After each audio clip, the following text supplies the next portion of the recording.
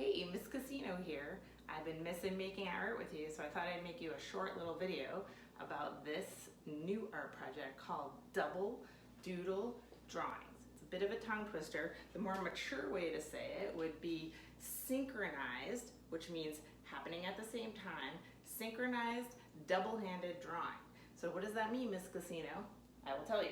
It means taking a drawing tool in this hand and one in this hand, preferably that are similar. Maybe 2 pencils, 2 pens, 2 Sharpies. You could use 2 markers. Anything like that is fine. We are going to be using both of the tools simultaneously, which also means happening at the same time, like this, drawing on paper. So you can use whatever size paper you like. I just have printer paper, 8.5 by 11. You can go bigger. Okay, you can use a sketchbook, that's fine too. You're gonna wanna, if it's loose paper like this, you're gonna wanna tape it down on the corners to your table so it doesn't move around. Now, 2 ways to do this. We can move our hands symmetrically by starting in the middle, and we can move our hands almost like they're reflecting each other. Or another way to do it, method number two in the instructions, is that we can be more like Martin Tardy, the artist that you watched the video about, and move our hands in an organic, flowing way. Now we're still not stopping with one hand and starting with another. We're moving both our hands at the same time. And the other cool thing is we're gonna try not to pick our hands, the tip of our points of our drawing tools or our hands up off the paper. Occasionally you'll see when I make my drawing, I might lift it a little bit. I might stop and be like, move it a little bit, then put it back down. That's okay. But the idea is to have it be a free-flowing, organic line that feels like it's all one piece. So check it out. Okay, artists, time to start our double doodle drawings. You're gonna begin with a piece of white paper, 8.5 by 11. I use Scotch tape just to tape down the corners here so the paper doesn't move around.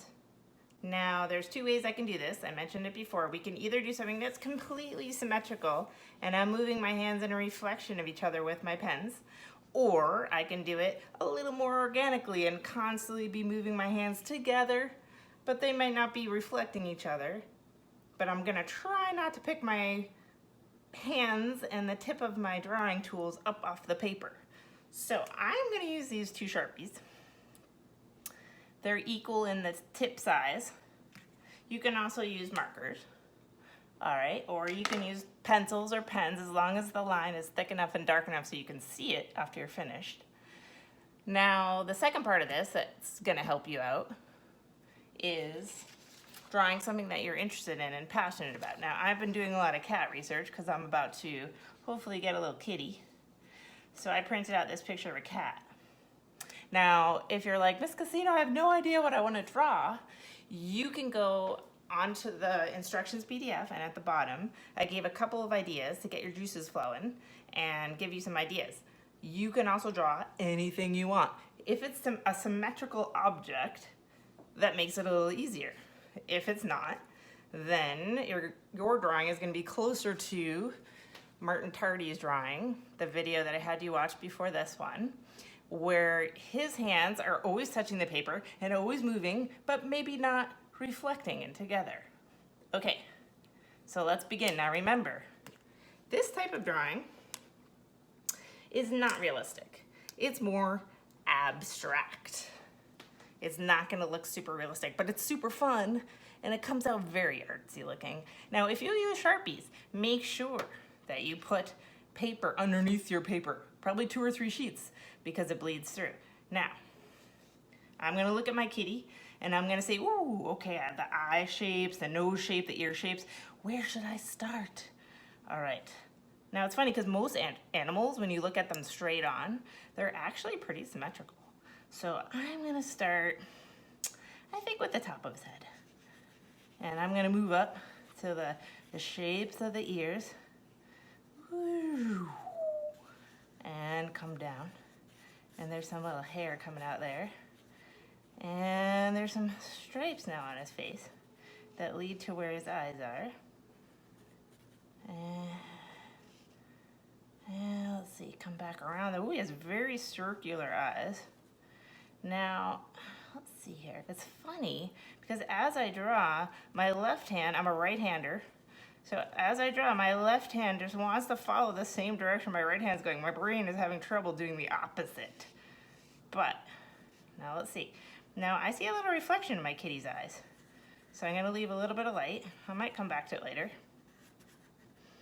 Okay, and now, see it coming down. I'm just trying to go fast here too. I wanna be free and I wanna be loose. I don't wanna be too tight. And I have a tendency to get tight with my ink drawing. So I'm gonna try my hardest to really let this flow. Here's his little triangle nose. And he has a little chin and he's kind of smiling. So I'm gonna bring it up like this.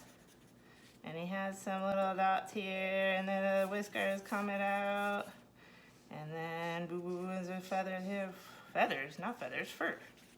Here we go, coming out from the side. And then he comes down. Ooh. His fur is really, really furry. And I'm gonna come straight down to where his two legs are. And I'm really having fun just being so loose with this drawing. If I get too tight, I'm never gonna be able to do it with both hands at the same time. There's a little claws. And come back up. His paws go in. And then kind of feathery, come back out. And then he has some fur coming down here. All right, there's his 2 feet.